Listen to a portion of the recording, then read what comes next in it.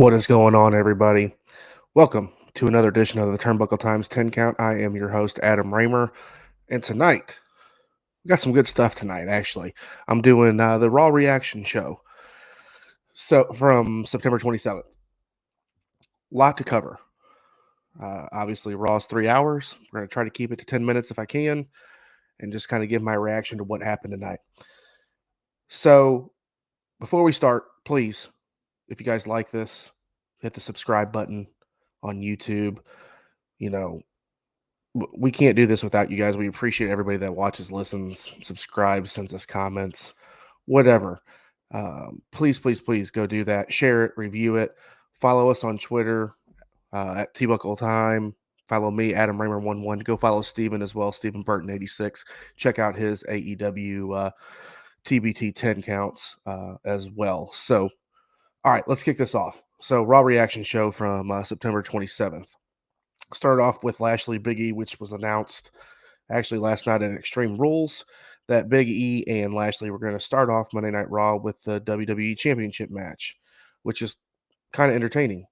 I'm kind of sick of Lashley in the title picture, but it wasn't bad. So it was a good match. It was going kind of back and forth. Lashley looked a little dominant in it, but something that happened in this match was really weird. The Hurt Business showed up, meaning Shelton Benjamin, Cedric Alexander. Haven't really seen much of them. They were feuding for a while too, and you haven't seen much of them lately. And then all of a sudden they come out with the Hurt Business shirts on. So that happens. New Day, Kofi and Xavier from the New Day come out, interrupt the whole match, gets kind of DQ'd, and what happened is Adam Pearce comes out screaming. He didn't want to have it.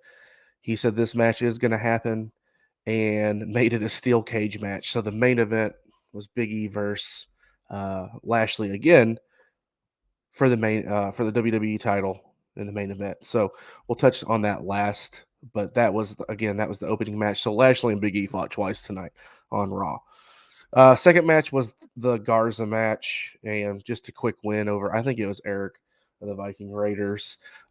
Like I said last week, I think the Garza and Carrillo match, our tag team, is actually not bad. They're real life cousins. They know each other well.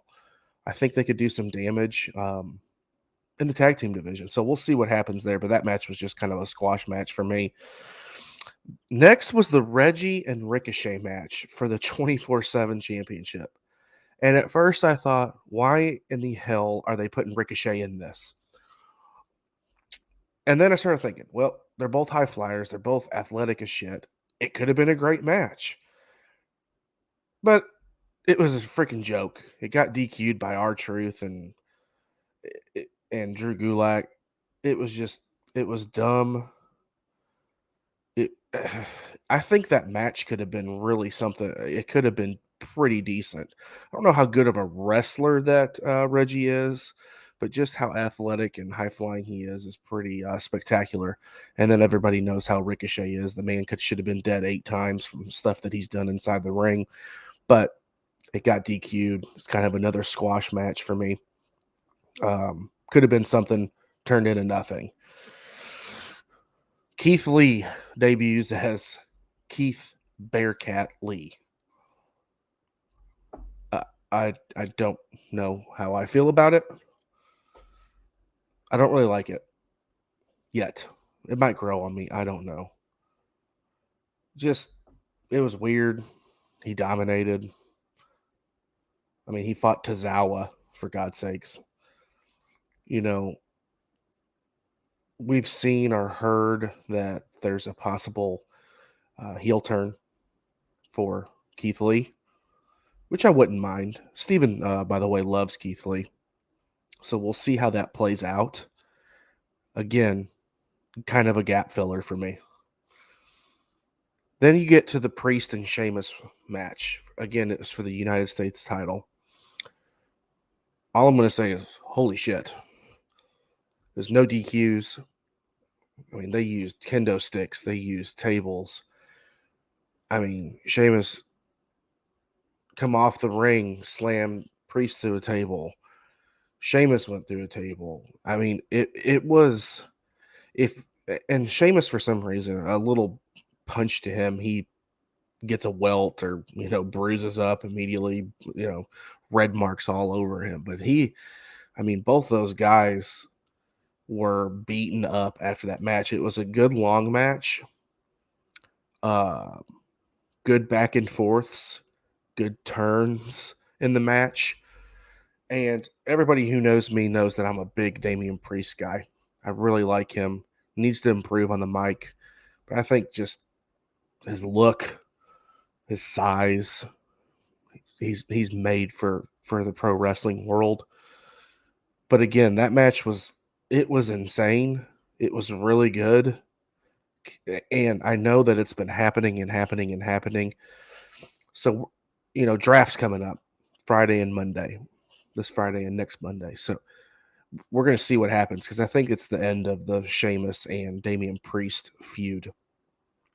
But overall, guys, like I said, that match, it was something special, really. I think it was just really freaking good to be on a Monday Night Raw show.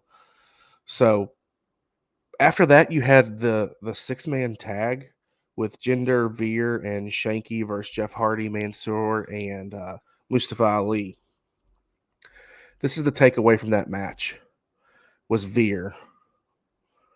And I don't know if they're going to try to push this guy, but he is very athletic for how big he is and very good inside the ring. Not any one of those guys can talk on the mic, not even Jinder. I just don't get it. But Veer looked really stinking good. He was in the match most of the night. It was a quick match, but just looked really, really dominant. So something you guys might want to look at and think about. Just from my perspective, I think, they might be maybe trying to push him a little bit. So Karrion Kross, we all know how I feel about Karrion Kross. It was Karrion Kross versus Jackson Riker was the next match. Kross, absolutely dominant. Still, I'm going to say it again, and I say it every time I do a Raw Reaction Show. His entrance sucks. They cut to commercial doing it like the past 2 or 3 times. They need to bring the NXT entrance back with Scarlett, and which, by the way, congratulations to them too. They are engaged. So, but the match was nothing. It was a squash match. And again, I hate the damn entrance. Fix it. That's all I got to say about it. The next match was Riddle versus AJ Styles. And AJ Styles never disappoints in a match, guys. Even if he has a botch, he turns it into something. Or if there's a botch by somebody else, he turns it into something. That man, to me, is I'm just going to say top 10, but he could be a top 5 wrestler of all time. Inside the ring, on the mic, the guy can do it all. He's a future Hall of Famer. He hasn't been in WWE that long. I think it was 2015 or 16 when he debuted, so 5 or 6 years. But the man has been all over the world, done it all. And Riddle really looked good tonight, too. AJ can sell with the best of them. And just a great back and forth, really physical match for, and not that AJ's not physical, but it was really physical in that match tonight. And it was a pretty decently long match as well. Randy Orton was not there tonight. I don't know why. I don't know if it was just a planned night off or something, but he was not there on ringside. Of course, Omos was. Like I said, good back and forth in the match, good turns, kind of like the Priest and Sheamus match. But AJ Styles ended up winning with the Styles Clash, and of course, at the end, Omos comes in after that and freaking choke slams Riddle. So I guess we haven't seen the end of this. WWE really needs to fix this tag team division thing that is lacking. He really hates the women's tag team championships. I know that, but we'll see. We'll see what happens with the AJ thing. And my thought process is move on from Omos. He's not going to last if he doesn't. If he's not with AJ, but AJ needs to be competing for titles, whether it's heavyweight champion, universal champion, intercontinental, United States, something. He He needs to be challenging for titles. So see what happens with that going forward. We got Charlotte versus Dewdrop. I actually didn't mind it. It was quick, but the reason it was quick is because Eva Marie comes out. Go freaking figure. Eva Marie comes out, distracts Dewdrop. Charlotte kind of kicks her into the ropes, hits the natural selection over. Eva Marie is standing in the ring, kind of celebrating what happened. Charlotte freaking clotheslines her in the middle of the ring. They cut to commercial. When they come back, Eva's in the middle of the ring saying that if she would have been in the match against Charlotte, she would have won, blah, blah, blah. She can beat anybody in the back, and everybody knows it. Well, cue Shayna Baszler. Shayna Baszler comes out, chokes her, and then smashes her shoulder or arm or whatever she does on the ringside steps again, like she did to Nia last week. Of course, Eva was kind of crying her eyes out about it. So just again, a gap filler in between, which was the main event. And it was pretty good, the main event. I hate to say this, guys, because everybody knows that I don't like Bobby Lashley. I think he's stiff like a piece of freaking plywood or 2x4. But he hasn't looked bad the last 2 or 3 weeks in the ring. He's still a little stiff, but he just hasn't looked bad. There was a little bit of a botch in that where he tried to hit the a spine, but like the one arm spine buster that he does. But other than that, the match started off though outside the ring. Bobby kind of attacked him outside. Like started putting him through the wall or in the barricades, hit him on the ring post. You know, certain things. Cut your commercial, come back. They're inside the ring. Big E did hit a big ending. Lashley hit a spear, kicked out. Hurt Business comes because Big E was climbing the cage. New Day comes out. Kofi did a crazy move off the cage. He's almost at the top. It just kind of fell backwards onto the Hurt Business of Shelton Benjamin and Cedric Alexander. I don't know if it's the Hurt Business again yet, guys. Possibly. All indications look like it. That's what's going to happen. But good match. It was back and forth in that match as well. And then the way it ended was Big E hit the big ending off the second rope and pinned Bobby Lashley to retain his WWE title. By the way, Damian Priest did beat Sheamus. Sorry, forgot to say that, to keep his title. There's title matches all over tonight, which is crazy. But there was a little bit of time left after the cage rose up and Drew McIntyre's music hit, and he come out, pointed his sword at Big E. So my thought was that Drew McIntyre was going to get drafted to SmackDown and maybe kind of put some pressure on Roman Reigns, which I think is a good change of pace. Maybe not now. I don't know. Maybe they're just doing that to set something up. But I don't know why they would do that if they didn't have a plan for it. So you're inserting, looks like they're inserting Drew McIntyre again into the WWE Championship reign or realm for Monday Night Raw. So we'll see what happens with it, guys. But overall, I'm going to give it a B, maybe a B minus. The opening match was good. The Reggie Ricochet match would have been and could have been good. Again, the Priest Sheamus match, the Riddle AJ match, and then the main event, it wasn't bad.